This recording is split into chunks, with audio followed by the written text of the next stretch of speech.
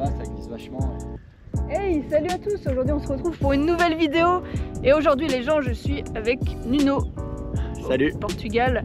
Donc vidéo un peu spéciale en fait, j'avais envie de tester ma VMA. Donc est-ce que tu peux nous expliquer ce que c'est? Parce que moi je suis pas coach, donc je sais pas ce que c'est.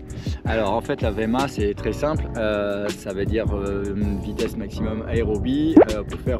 Pour faire court, en fait l'objectif d'un test VMA qui dure donc du coup 6 minutes, c'est de connaître la vitesse à laquelle on est en oxygénation max au niveau de l'organisme. Donc c'est hyper important de faire ce type de test parce que ça permet de connaître potentiellement nos capacités sur type marathon, semi-marathon, 10 km, voilà, ce genre de choses. Donc notamment lorsqu'on veut commencer la course à pied ou des choses comme ça, c'est toujours bien de faire ce test pour pouvoir travailler dans les bonnes zones et pouvoir s'entraîner correctement. Ouais, donc du coup aujourd'hui on va faire le test du demi-Cooper, donc c'est un 6 minutes que je dois faire, on va dire quasiment à fond, enfin il faut que j'essaye de tenir pendant 6 minutes et d'aller en gros le plus vite possible, on va dire que c'est ça. Ouais, c'est exactement ça. Donc en fait le test il dure 6 minutes mais il est précédé par un échauffement qui va durer donc lui à peu près 20 minutes avec des petites gammes juste avant de commencer le test pour bien chauffer au niveau musculaire. Donc un petit footing, on va partir pour à peu près 15-20 minutes. Les conditions en plus sont parfaites, il n'y a pas trop de vent, il fait entre 22 et 24 degrés donc c'est parfait. On a une piste toute droite, il n'y a personne. Enfin, en plus le cadre est quand même super sympa pour faire un test. Du coup je rigole parce que la dernière fois j'avais fait mon 5 km le plus vite possible et effectivement j'ai été cramée on va dire parce que dans les commentaires vous m'avez dit mais tu t'es pas échauffé tu vois. Donc effectivement là je vais le faire vraiment pro vu que j'ai l'opportunité d'avoir un coach avec moi, donc je vais vraiment le faire dans de bonnes conditions et voilà, de tester ma VMA. Allez, trêve de blablaterie, on va y aller. Avec Nuno, on a commencé à s'échauffer pendant 20 minutes en mode cool, on a papoté et ensuite pendant 5 minutes j'ai fait un réveil musculaire en faisant des montées de genoux et autres exercices pour préparer le corps à l'effort.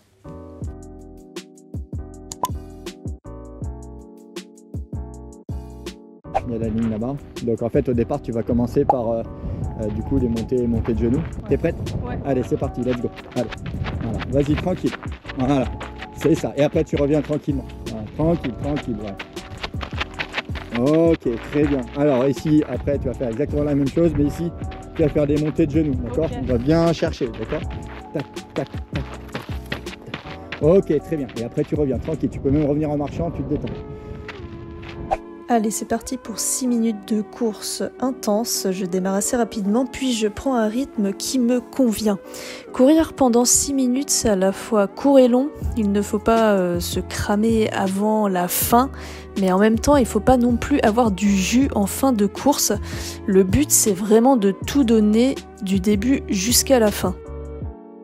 Plus j'avançais dans l'exercice, plus mon souffle était saturé, mais je ne voulais pas ralentir. Je suis restée concentrée pour ne pas perdre mon rythme. J'ai eu quelques virages à la corde. Je n'ai pas pu faire le test sur une piste d'athlétisme, mais le terrain que Nuno a choisi était très fonctionnel pour faire ce genre d'exercice. Il fallait relancer la machine dans les 30-40 dernières secondes. C'est un passage assez difficile où tu as vraiment envie que ça s'arrête. Mais non, il faut sprinter à mort. Mais c'était vraiment pas une partie de plaisir. Je me suis arrêtée après les 6 minutes de run. J'étais complètement explosée, mais contente d'avoir réussi le test. Bon bah les gens, c'est terminé, c'était extrêmement dur. Voilà, je vous affiche un petit peu le résultat. Donc j'ai fait 1,50 km, je sais plus en tête. 1,57 km.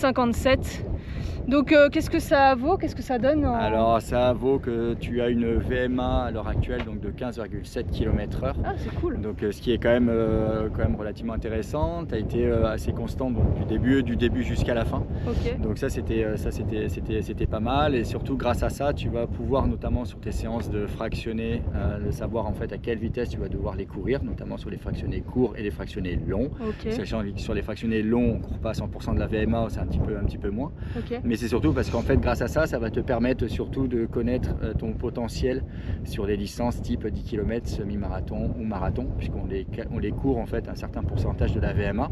Et donc du coup ça va te permettre de savoir exactement ce que tu peux prétendre aujourd'hui si par exemple demain ou après-demain tu te lançais sur un marathon, sachant que pour faire très simple, 15,7 c'est ta VMA en fait d'aujourd'hui.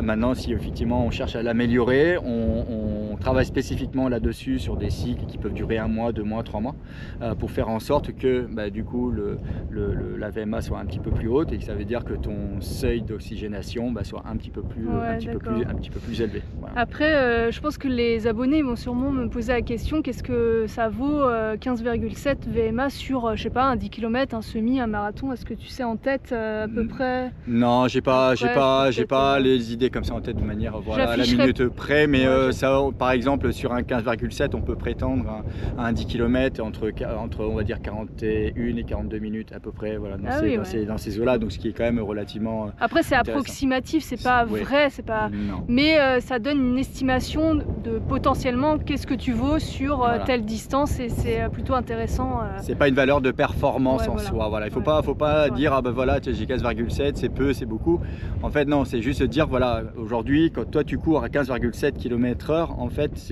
c'est le moment où tu satures en termes d'oxygénation. Mais pour autant si par exemple là si je te faisais faire un sprint sur 6 secondes, tu serais potentiellement capable de courir à 20 km/h. Le seul truc c'est que tu peux pas le courir pendant 6 minutes, c'est pas possible. Donc au final la VMA elle sert surtout en fait pour bien s'entraîner dans les bonnes zones par rapport à ce que je vaux en fait. Exactement, c'est pour éviter notamment quand on fait des séances de fractionnés courts ou longs, de pas être surentraîné ou sous-entraîné en fonction de sa capacité du moment. Voilà, donc c'est surtout ça. Voilà. Et écoute, merci Nino. De rien, avec grand plaisir. Ouais, et puis du coup on se retrouve pour une prochaine vidéo. J'espère que c'était intéressant. Voilà. Allez, ciao.